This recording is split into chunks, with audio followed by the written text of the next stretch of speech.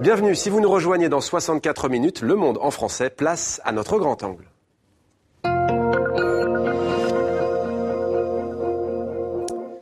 L'armée du salut raconte l'histoire d'un jeune homosexuel qui quitte le Maroc pour pouvoir vivre. Cette histoire a été un livre autobiographique d'Abdelataya. Il la porte aujourd'hui à l'écran et toujours avec le même courage. Abdelataya est le grand témoin de votre 64 minutes. Merci d'être avec nous. Bienvenue à vous, Abdelataya. Merci. L'armée du salut, c'est donc le titre de votre premier long métrage. Vous rentrez tout juste de Tanger, vous l'avez présenté lors du festival. On va voir comment s'est passé le retour au pays, l'accueil du public. Mais d'abord, une question, pourquoi avoir choisi d'adapter votre propre roman ?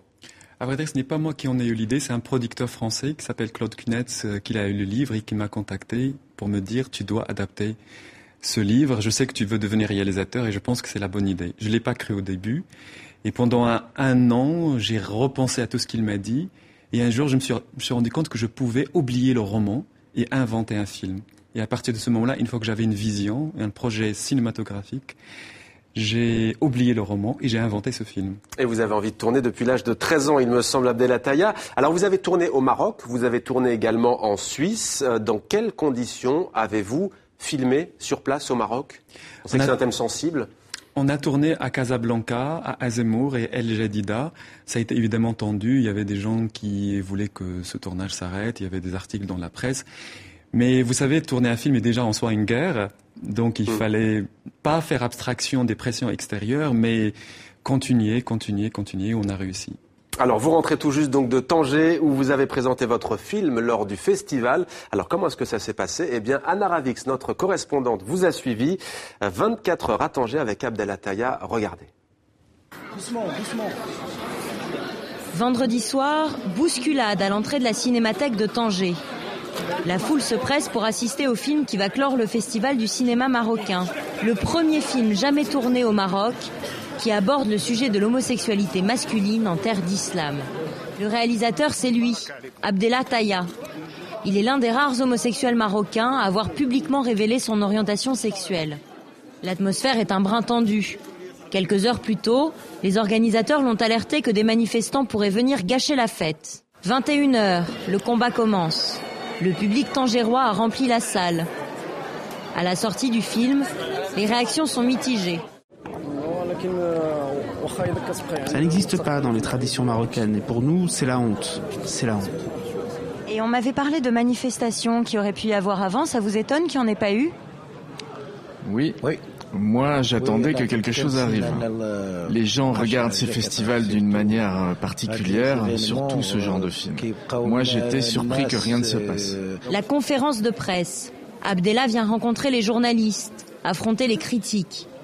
La polémique démarre dans la seconde. C'est que le traitement que vous avez eu frôle légèrement l'apologie de la pédophilie. Absolument pas. Non, je continue.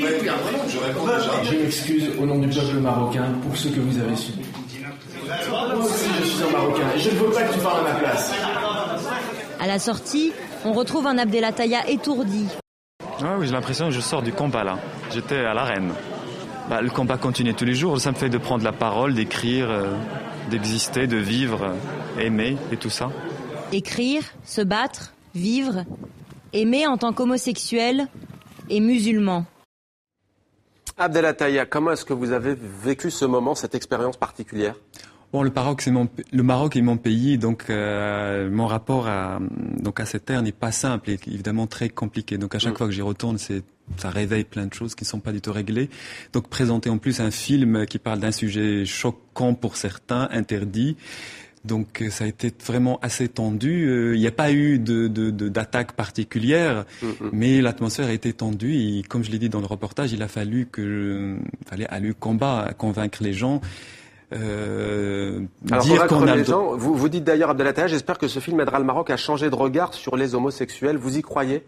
Pas seulement ce film, mais aussi tous ces jeunes homosexuels marocains qui s'engagent et qui essaient juste de changer de ce regard sale qu'on a sur les homosexuels au Marocain. Bien sûr que j'y crois, sinon je ne serais pas en train d'être avec vous, par exemple, ce soir.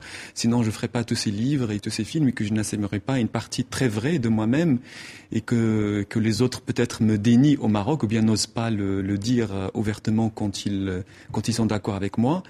Mais moi, je pense d'une manière générale que je ne veux jamais partir d'un point de vue limité sur les Marocains. Moi, je pense que les Marocains sont plus libres qu'on le dit. Les gens, ils ont une conscience pour déjà faire face à la réalité qui est extrêmement dure pour les individus à l'intérieur du groupe, et en même temps pour analyser ce qu'on leur impose d'en haut, c'est-à-dire la politique. Quand je parle, quand je fais un film, quand je fais un livre, je fais comme si les Marocains allaient comprendre ce que j'allais faire. Et je pense qu'ils pourraient le comprendre. Ce qui ne change pas au Maroc, c'est le discours qu'on donne aux Marocains sur eux-mêmes et sur leur pays. Alors, L'Armée du Salut, premier long métrage d'Abdel Attaya, on regarde un extrait.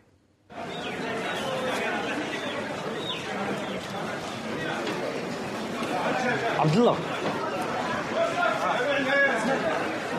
تعرف هذا؟ صحيح. سير شوفي انا غنستناك في الخرجه ديال السوق.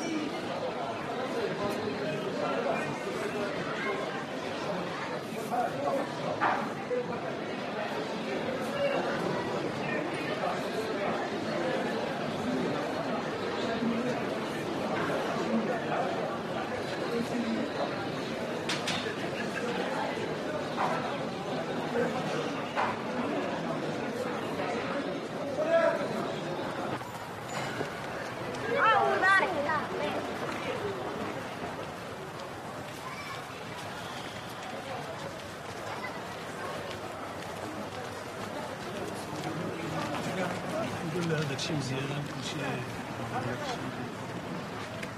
طالع مول الفاكهه.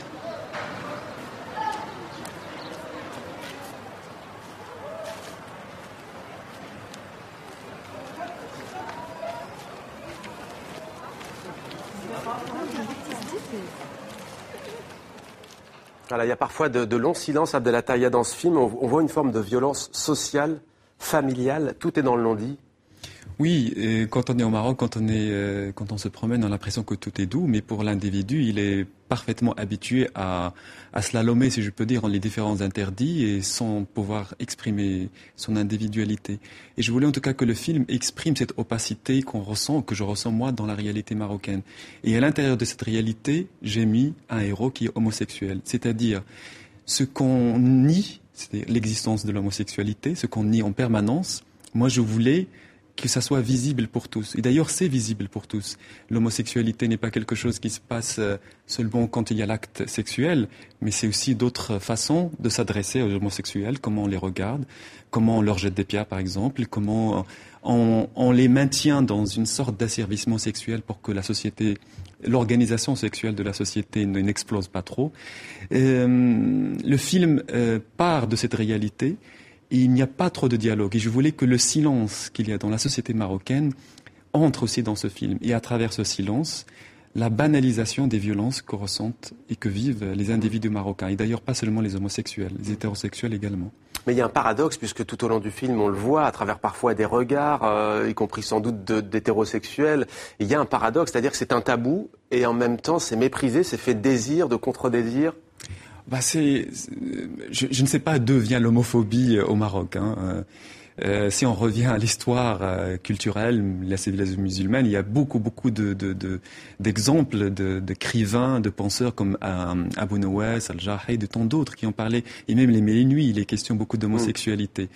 Donc il y a comme une sorte d'oubli ou de déni de cette partie de l'histoire arabe, mais dans la réalité, c'est vrai que tout un tas de gens, tout un tas d'hommes pratiquent, ou si je peux dire, ont des relations homosexuelles sans vouloir assumer leur homosexualité. Malheureusement, ce sont souvent des jeunes adolescents qui subissent le prix. C'est eux qu'on désigne comme homosexuels. À la vindicte, oui. Oui, et qu'en même temps, on leur fait... c'est eux qui subissent la violence sexuelle de toute une société. En même temps, c'est eux qu'on désigne comme des êtres impurs, comme des êtres sales, comme des êtres censés ne pas exister. Le film ne montre pas, ne dit pas les choses d'une manière claire ou bien ne les démontrer, mais donne à voir d'une manière le temps qu'il faut. Toutes ces ambiguïtés qu'il y a dans la société marocaine et qui font que la structure psychologique de ce héros va être dévastée à la fin. Alors Abdel Taïa, on parle beaucoup, j'imagine que vous suivez ces actualités, on parle beaucoup des printemps arabes, des révolutions arabes. Est-ce qu'au fond, ce qu'il faudrait à ces pays méditerranéens, à certains pays du sud de la Méditerranée, est-ce que ce n'est pas une révolution sexuelle de la même manière que les Européens, les Américains l'ont connue dans les années 60 ? Ce qui est bizarre, c'est que dans la réalité, les gens font du sexe. Ça paraît presque une rigolade que je le dise de cette manière-là, même au Maroc. Évidemment, il n'y a pas d'individu. On a tous besoin d'avoir une sexualité. Ce qui est bizarre, c'est que ce qui est dangereux, en fait, c'est d'empêcher les êtres d'avoir une sexualité assumée, une sexualité d'adulte. Parce que c'est de maintenir, par exemple, l'homosexualité comme un crime, parce que c'est toujours le cas au Maroc, qui pousse à tout un tas de gens à commettre d'autres viols sans que cela soit puni par la loi. Évidemment qu'il faut une révolution sexuelle. Pas seulement qui existe déjà derrière les murs, mais une révolution sexuelle assumée par tous, y compris les hétérosexuels. Parce que même aujourd'hui, jusqu'à aujourd'hui, les hétérosexuels n'ont pas le droit d'avoir des rapports sexuels en dehors du mariage. Et tout cela, évidemment, est paradoxal, mais en même temps très, très triste. Parce que au bout d'un certain temps, on est juste fatigué. On n'a plus d'énergie pour faire face à cette sophistication de l'hypocrisie sociale. Au lieu de placer son énergie pour, faire évoluer son pays, pour évoluer à titre personnel, on gaspille à faire semblant et à inventer systématiquement à une nouvelle échelle de ce que j'appelle moi la sophistication et le bricolage. Alors vous avez tourné à Genève, on l'a dit, vous n'êtes pas tendre dans ce film avec l'Europe, vous êtes abandonné quand vous arrivez à Genève totalement. Bon, le héros s'appelle Abdellah comme moi, mais c'est un héros qui est objectivé, qui n'est pas totalement moi. Le héros, quand il arrive à Genève, quand on arrive en Europe, donc la terre, je dirais presque promise, le pays où l'Eldorado, le pays de la liberté, tout ça. Mais cette liberté, elle ne s'acquiert pas du premier jour. Hein. En tout cas, je voulais montrer dans cette partie-là de Genève, d'abord que le héros, même à l'âge de 25 ans, ne peut pas se détacher comme ça de son pays et des violences qu'il a subies dans ce pays et de la façon qu'il a eu de faire face à ces violences, c'est-à-dire en devenant lui-même méchant, en étant lui-même un petit peu dans le mal. Et cette structure psychologique va continuer d'exister en lui à Genève. Et c'est pour cela que dans toute cette partie-là, il y a une forme d'étrangeté mutuelle entre lui et la ville de Genève, entre lui et le personnage suisse, avec lequel il est censé faire un règlement de compte, mais qui en fait n'est que le langage de sourds. Alors votre film il a été primé au Festival du film d'Angers en France, il a été diffusé à Toronto au Canada, il a été projeté également à Venise. La suite, quelle est-elle, sortie en France, Abdel Taïa ? Demain, je pars à Istanbul, il sera projeté aussi à New York et il sortira en France le 7 mai. Message entendu. Merci beaucoup Abdel Taïa d'avoir participé à 64 minutes. Merci à vous.